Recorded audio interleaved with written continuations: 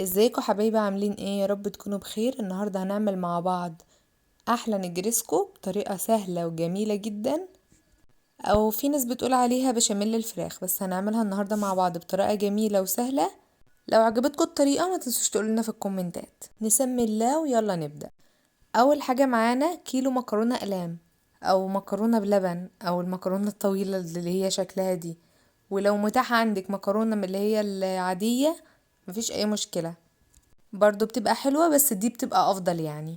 ومعانا كيلو صدور فراخ مقطعينه مكعبات بنفس الشكل ده، مقطعين كل الكيلو كده. ولو انت عايزة تقطعها شرايح برضو مفيش مشكلة، بس الافضل ان انت تقطعها مكعبات كده، مكعبات صغيرة كده عشان تاخد من التتبيلة. ومعانا 3 حبات فلفل اخضر برضو مقطعينهم مكعبات صغيرة. ومعانا 3 حبات طماطم مبشورين.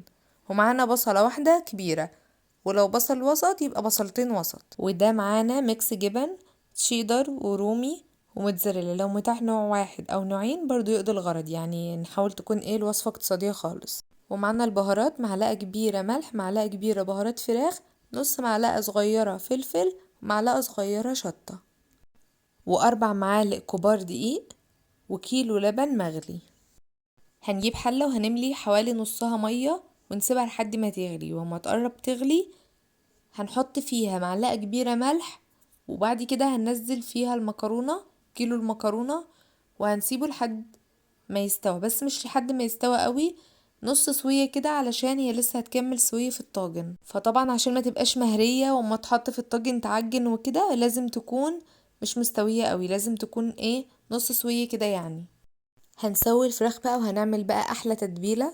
هنجيب مقلي وسط كده او مقلي كبير، وهنحط فيه زيت، واول ما الزيت يسخن شوية هننزل فيه البصلة، وهنقلبها كده لحد ما البصلة تاخد لون معانا كده بسيط وتتدبل كده شوية.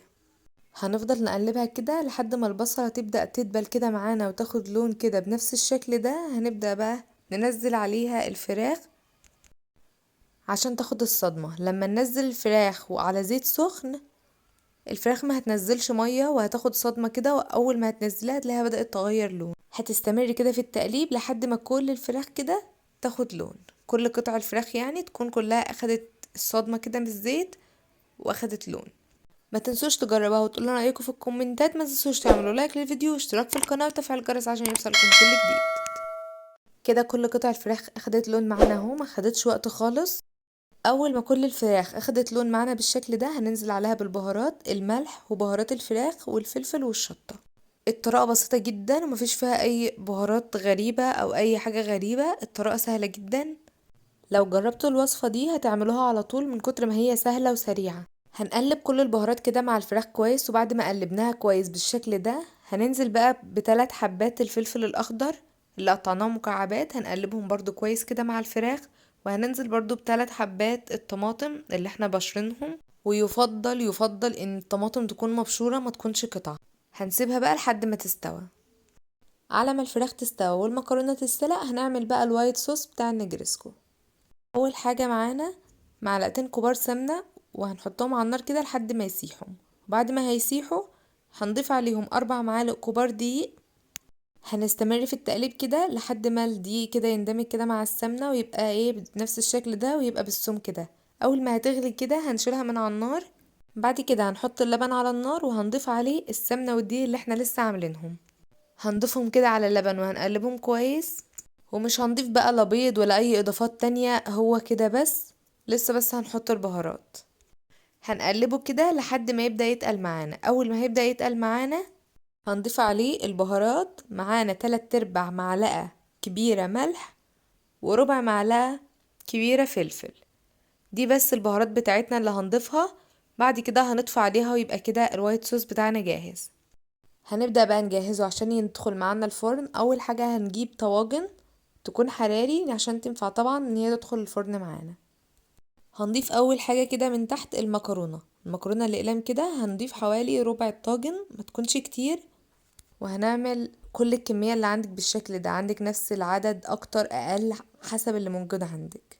بعد كده هنضيف على كل طاجن حوالي معلقة وايت صوص على المكرونة، وهنقلب الوايت صوص بالمكرونة. الخطوة دي بتخلي ان المكرونة او الطاجن بيطلع معاكي جوسي كده وبتبقى سايحة وجميلة. بعد ما عملنا كل الطواجن كده هنبدأ بقى نجيب قطع الفراخ وهنضيفها طبقة تانية من الطاجن، برضه هنحطها حوالي ربع الطبقة من الطاجن كده، يعني يبقى ربع الطاجن مكرونة، بعد كده الفراخ، وبعد كده المكرونة. بس طبقة المكرونة اللي هتبقى فوق بتبقى خفيفة جدا، ما بتبقاش كتير زي من تحت كده، لا انت بترصي كده بس على الوش طبقة مكرونة. هتحطي كده الفراخ في كل حتة في الطاجن كده بحيث ان انت لما تقطعي من اي جنب من الطاجن يبقى فيها فراخ كده وطعمها جميل. المكرونة بقى هنبدأ نرصها بالشكل ده، هنرص طبقة كده بس واحدة من فوق كده جنب بعض كده بالشكل ده. هنعمل برضو كل الطواجن اللي معانا بنفس الشكل زي ما شفتوا كده، طبقة خفيفة خالص، ما ملناش الطاجن من فوق، وحاولي ان انت تكوني مسوية الطاجن كده من على الوش. بعد كده هنجيب الوايت صوص كده ونضيف حوالي معلقة كبيرة او معلقتين على الوش، مهم كده ان هي علشان ينزل كده جوه المكرونة كده وتبقى المكرونة جميلة، لحد ما هتغطي الطاجن كده بالوايت صوص، او ممكن كمان تقللي سنة علشان طبعا لسه هنحط الجبنة. بس انتي اهم حاجة ان انتي تشبعي الطاجن بالوايت صوص كده علشان المكرونة ما تبقاش ناشفة. هقولكوا بقى على تكة مهمة قوي، ان احنا هندخل الطاجن دلوقتي الفرن من قبل ما نحط الجبن، واول ما هياخد لون معانا بالشكل ده احنا بس كده خلينا المكرونة استوت معانا وادانا له لون من على الوش، وهنحط بقى الجبن علشان بس تسيح كده وتزودوا نكهة كده جميلة. معانا الجبنة الرومي وجبنة شيدر وجبنة موتزاريلا، حسب المتاح عندك حطي. هنضيف عليه الجبن بالشكل ده، وهنعمل كل الطواجن نفس الكلام.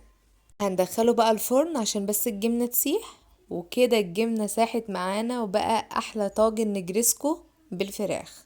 كده بقى جاهز معانا للتقديم. كده ما شاء الله شكلها جميل جدا والطعم كان حلو قوي وجوسي وجميلة، والجبنة الرومي وميكس الجبن عامة اللي كان على الوش كان عطيها نكهة جميلة جدا، كان مزود طعمتها. والوايت صوص عشان مفيش فيه بيض او اي حاجة ممكن تحطها في التلاجة لو اتبقت وكده، والتاني يوم تسخنيها هتبقى كأنها زي كأنك عاملاها بالظبط طازة يعني.